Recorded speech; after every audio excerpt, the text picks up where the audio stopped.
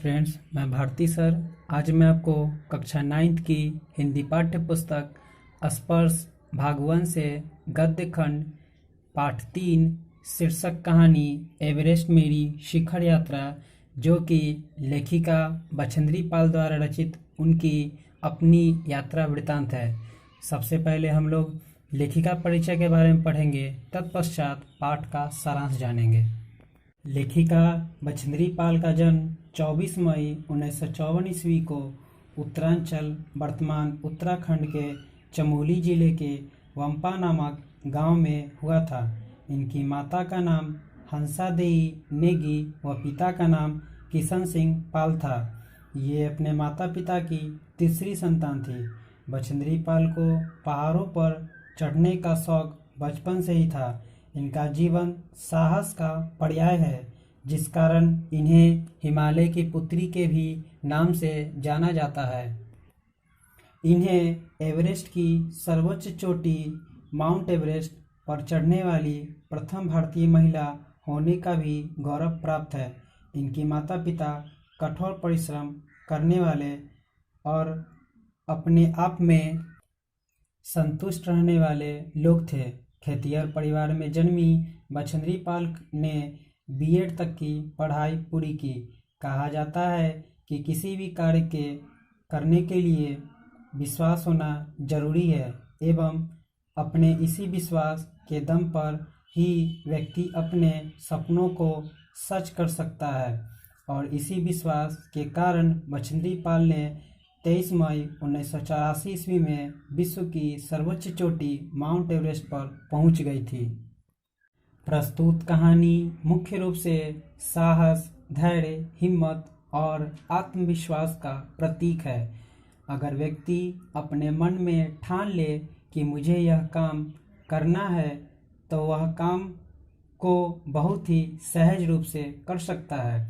इस कहानी में ऐसे ही दिलेर, हिम्मती, साहसी युवती बछेंद्री पाल की एवरेस्ट शिखर यात्रा का सचित्र वर्णन किया गया है।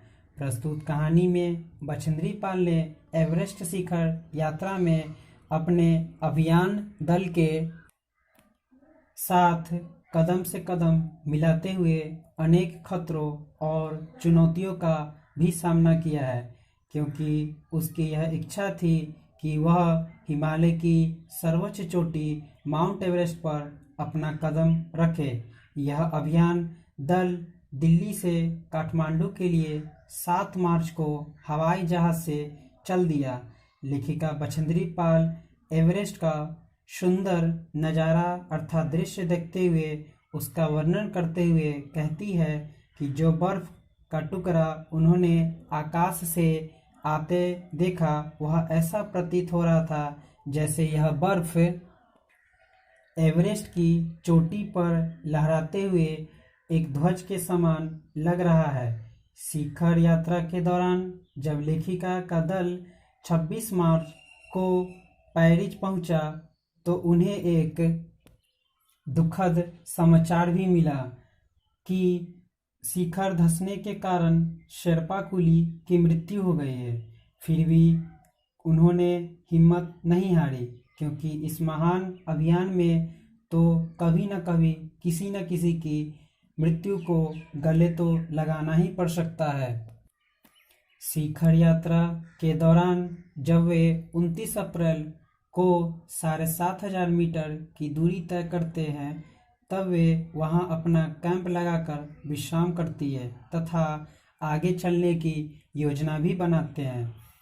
आगे लेखिका बछेंद्री पाल कहती है कि जहां उन्होंने अपना कैंप लगाया था, वहां उस कैंप पर बर्फ का विशालतम पुंज गिरता है, जिससे कैंप ध्वस्त हो जाता है, किंतु लोगों की जान बच जाती है और वे लोग बहुत ही मुश्किलों से उस बर्फ रूपी कब्र से बाहर निकलते हैं।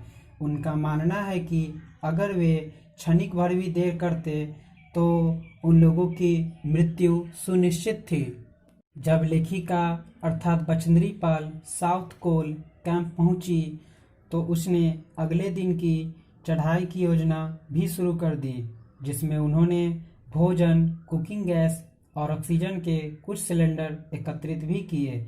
जैसे जैसे ऊंचाई बढ़ रही थी, खतरा भी वैसे वैसे बढ़ता जा रहा था, यहाँ तक कि बर्फबारी भी हो रही थी। उन दलों में से कई लोग तो चढ़ाई करने में असमर्थ थे। चढ़ाई के दौरान बर्फ की चट्टानें इतनी कठोर व भुरभुरी थी जैसे पहाड़ों पर शीशे की चादर बिछी हो। धीरे धीरे उन्होंने उस खतरनाक स्थानों पर एक एक कदम सोच समझकर रखा तथा लगभग 2 घंटे के उपरांत एवरेस्ट की सर्वोच्च चोटी अर्थात माउंट एवरेस्ट पर पहुंच गए। यह दिन 23 मई 1984 का दिन था, जब उन्हें एवरेस्ट की सर्वोच्च चोटी पर चढ़ने का भी गौरव प्राप्त हुआ। यह भारत की प्रथम महिला पर्वतारोही बनी।